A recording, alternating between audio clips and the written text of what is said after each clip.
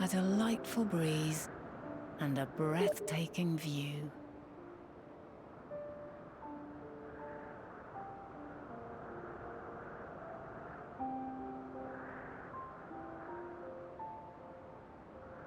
What is it like in the future?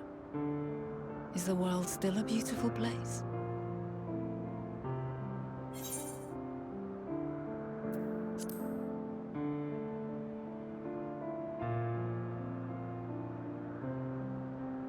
Dark, hidden places, rife with danger. Those have an altogether different, but no less powerful sort of appeal.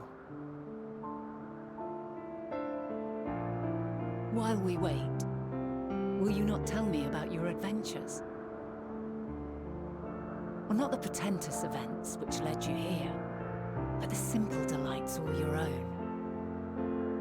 By learning about the future world, I may gain insight into future me's plans.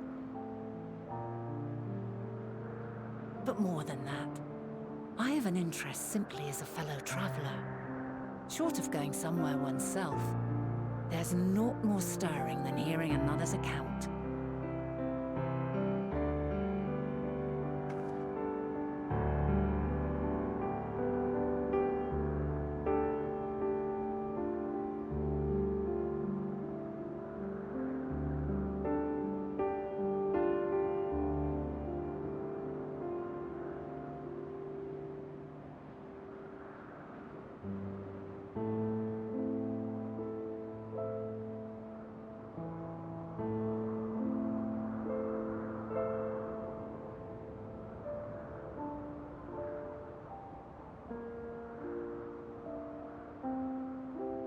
Incredible!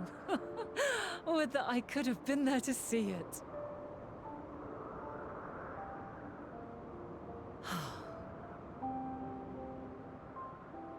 Yours is a harsh and unforgiving world. Yet in spite of this, your brethren hold fast to their virtue. To know that the light of mankind's potential still shines, even in that faraway place, it gives me heart.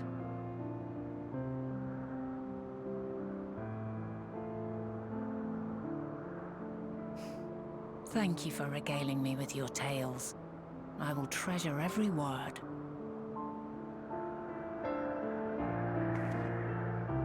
As you know, I was once a scholar. And among other things, I sought to understand the workings of the world. What exactly is ether? How formed the laws of nature? Whence sprung mankind? Riddles and mysteries beyond counting. Over the years, I have managed to find answers to some few of them. Yet rather than attain a sense of mastery, the more I understood, the more I came to hold the world and its miracles in awe. We too are miracles, each and every one of us, born of the warm breath of life that traverses the heavens, swirling through eternity. When I fully grasped the improbability of our existence, nothing felt impossible anymore. If it could be imagined, it could be done.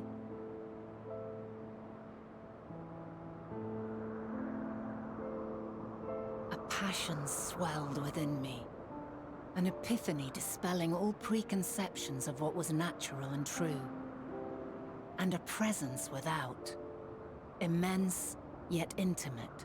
Fate, perhaps, holding us in its tender embrace. As reassuring as it was intimidating, how keenly aware I became of creation's fragility, built as it is upon precarious happenstance. I was overcome with an irrepressible urge to know the world more intimately, to hear its voice, feel its breath.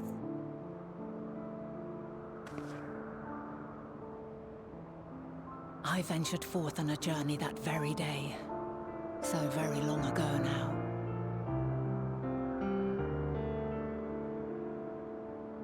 Freed from presumption and prejudice, I saw the world through a newborn's eyes. Everything fresh and new, and so beautiful. Lands that stretched on forever. Skies one could drown in. The heartbeat of nature, silent yet strong. And amidst it all a people, beacons of light and life. Laughter that warmed my heart like naught else before. They are my meaning, and my purpose, my love. And so long as they need help, I cannot return to the star. Perhaps my future self is still waiting for it. The moment she can let go and walk unto the end. Safe in the knowledge that man will find his own way.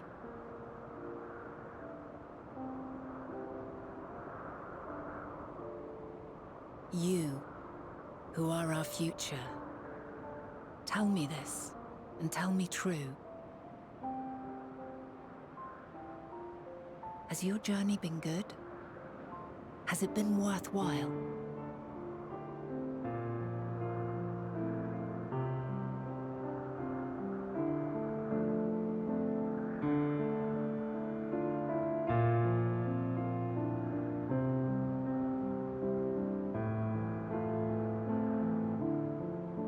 Pray forgive my lateness. My observation subject was rather irritable, and it took a while to settle it down. No need to apologize. Your work takes precedence. Besides, we had a pleasant conversation in the meantime. You're too kind. Now then, I'm told you wished to ask me some questions. Indeed. I've an interest in one of Hermes' creations. Meteion. You witnessed a host of them take flight, yes? Oh, that! Yes, yes, I did. It was in the dark of the morn. I'd left the Thalassai after nocturnal observation. As I walked along, I spied a bright light climbing high into the southeastern skies. Then, in an instant, it was gone. Like a shooting star, only rising rather than falling. But then another shot up, then another, and another. Intrigued, I made my way to the edge to investigate. And who should I spy on an isle to the south but Hermes and Meteion, the Meteion, rather. There were lots of them, and I realized they must be the shooting stars that I'd seen. A dazzling spectacle indeed. Have you spoken with Hermes about this? Oh, yes. The sight left such an impression on me that I approached him about his mystery project the very next day. Alas, he said that he couldn't reveal anything just yet, that he needed to conduct further tests. It shouldn't be long now, though. He often returns to that isle, and I have a feeling he's nearing a breakthrough.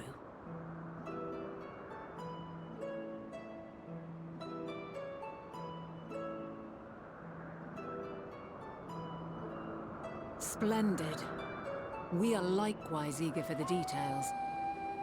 Well, that is all we wish to ask. Thank you for taking the time to indulge our curiosity. You're very welcome. It's always a pleasure to speak with other inquisitive souls. Oh, and will you be descending now? If so, I shall link the doors for you. Please.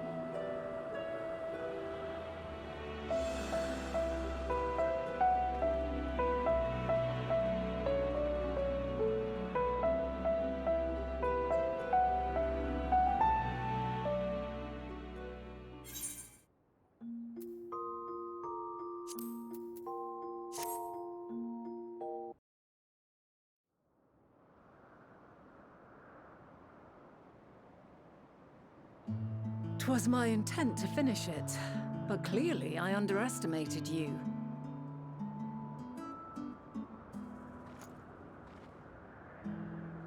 One would think I never learn. I made the same mistake with Azam when we first sparred. Despite being less than half my age, her strength was astounding. As is yours. 'Tis plain you have weathered considerable hardship. Far more even than your tales would suggest.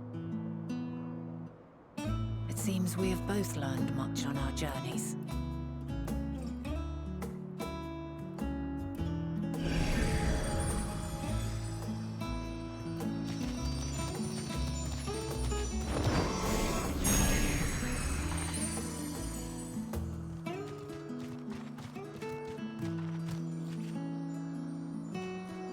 Well now, I dare say he is warmed to you. A boon to be sure. He never forgets his favorites, and is ever eager to come to their aid.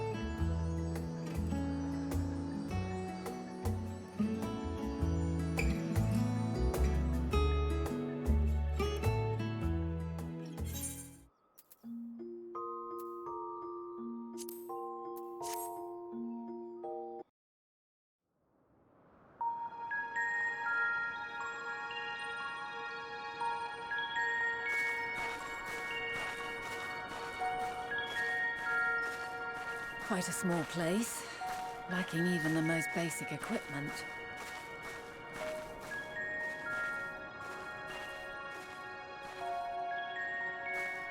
The present may yield no clues, but we may yet try perusing the past.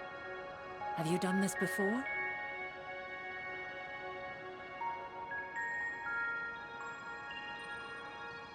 So you cannot control the power freely.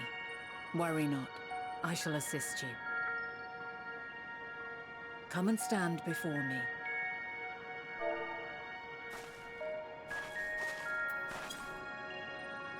There are two ways to see the past. The first entails peering through the walls of the soul in the moment a subject is recalling a memory. The second requires no subject, and is instead a process of piecing together an event from ripples left in the ambient ether. As memories are etched upon the ether of the soul, so too are they etched upon the ether of the world. In this way can history be preserved. Such memories are given to fading, however, and can prove challenging to visit. But come, let us try. Close your eyes.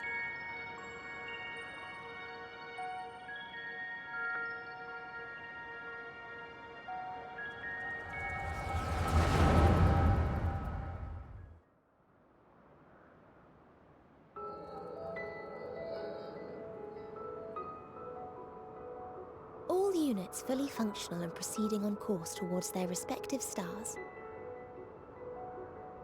Estimated time to completion of survey is 108 cycles. End of status report. Severing connection with shared consciousness.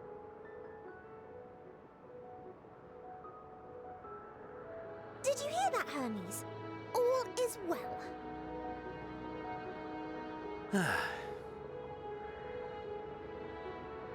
Yes. Good tidings at long last. Every step of the way, I've been reminded how little we understand creation. How the universe defies imagination. But soon we won't need to speculate. We'll know the answers. What others live for. Indeed. And we'll owe it all to you and your sisters. I wonder what answers we will get.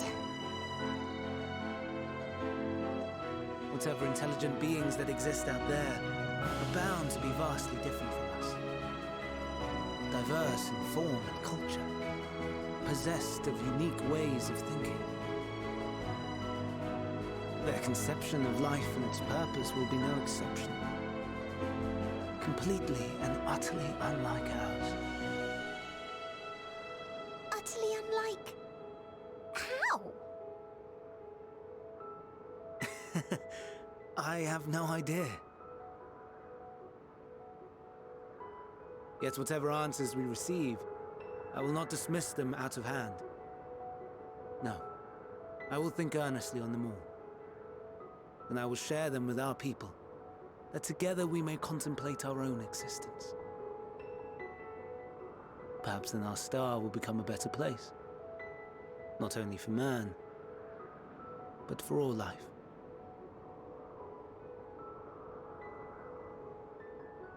Meteion, though I gave you wings to soar the heavens, I did not teach you how to walk the earth. So loath was I to bind another living being. In the course of your long journey, you will learn from those you meet, learn to walk and run and so much more. And when you return, older and wiser, we will have a celebration to mark your homecoming and coming of age both. Will there be apples? Covered in syrup? And how are you supposed to eat them?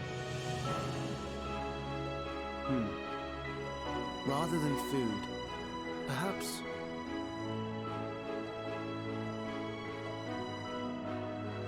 a flower. Yes. Upon your return, I will gift you a beautiful flower.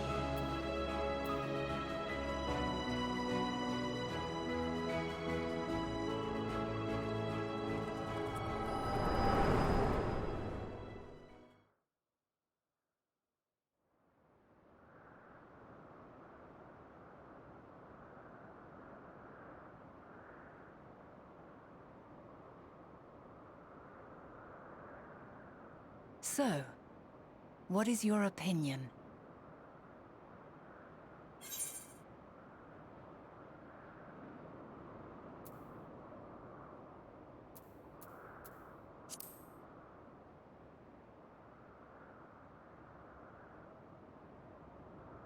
I understand.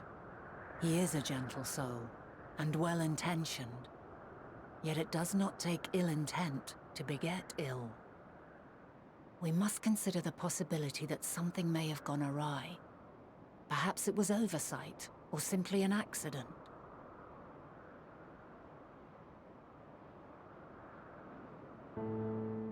In light of this, I propose that we reveal your tale to Hermes himself. If he does not wish for the final days, as we believe, he may well join us in pursuing a solution.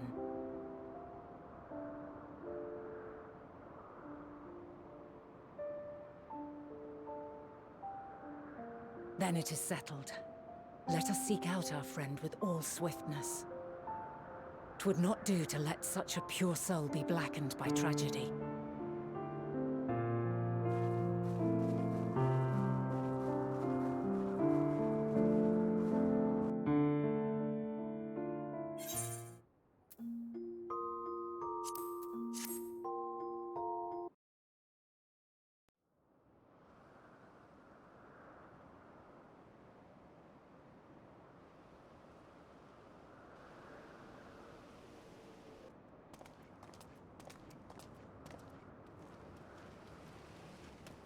My apologies for keeping you waiting.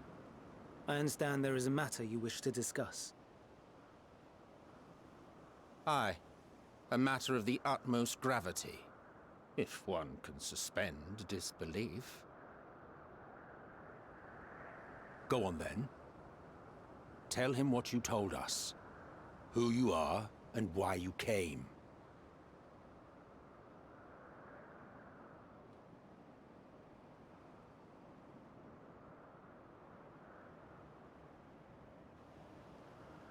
The final days.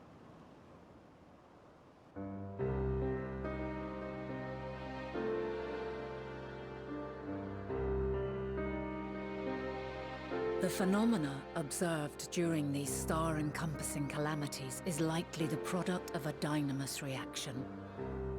And none is more versed in the applications of this energy than you, Hermes. I must stress that we do not believe you would desire such destruction.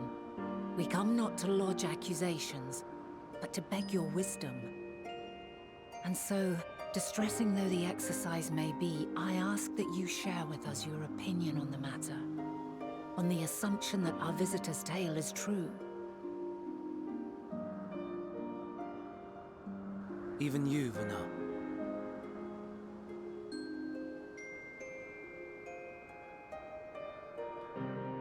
As you say, the phenomena observed in the two calamities may both be attributed to dynamis. Of note is the difference in its effect. In the first final days, it warped creation magics. In the second, it warped the people themselves. The key variable, I suspect, is the etheric density of the men of each age. As you know, ether, in essence, negates dynamis. Harboring high concentrations of ether, we ancients cannot readily manipulate dynamis, nor be manipulated by it. Therefore, rather than ourselves, the calamity affected our magics. In contrast, having been sundered, the people of the future are composed of but a fraction of our ether. Thus are they susceptible to the influence of dynamis and its transformative potential.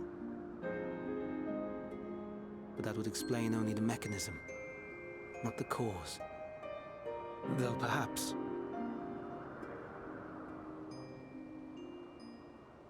What is it? Even should it be a hypothesis, we would hear it.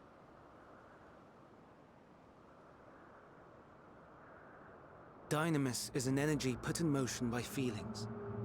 Feelings for which there must first exist a source. A source to which the victims must be attuned. One that harbors the selfsame negative emotions. Elsewise it could not be the agent of such extreme change. So it wasn't the stagnation of the celestial currents. Someone, or something, is instigating the star's demise.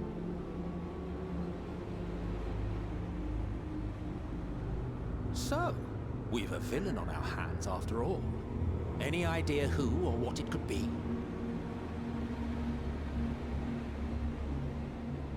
The celestial currents comprise the outermost layer of the star's ether, encasing it like a protective sphere. According to your tale, it was where the currents were weakest that the phenomena first manifested. If the inciting factor came from without Aetheris, then its effects would first be seen in those locations.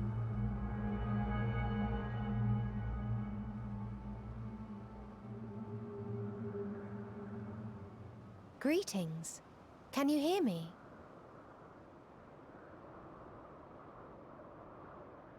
Do not be alarmed.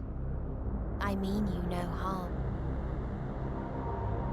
I wish only to hear your words, share your feelings, know your thoughts. May we please be friends? Meteion. What is it? Executing scheduled task, suspending individual self and connecting to shared consciousness. Connection established. Commencing status report.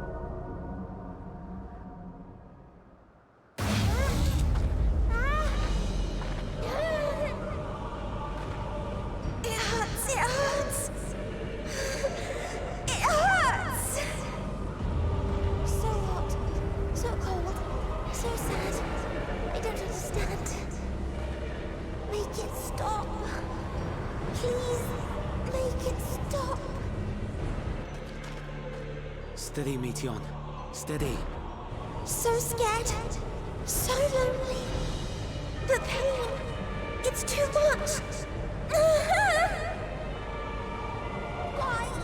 Why? Why do we... They hurt! Hurt! Hate! Hate! This is wrong! All wrong! She's gone? But how? She has altered her etheric density in order to blend in with her surroundings, an ability for avoiding confrontation. Most effective. Frustratingly so. I can't see her either. Not even a trace. Stay away. Please. This is wrong. My mistake. So please. Are you all right?